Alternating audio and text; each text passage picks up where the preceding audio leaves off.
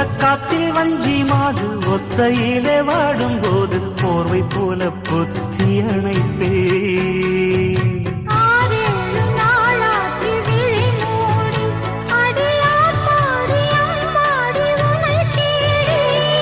நீதானே மானே என் இளஞ்சோ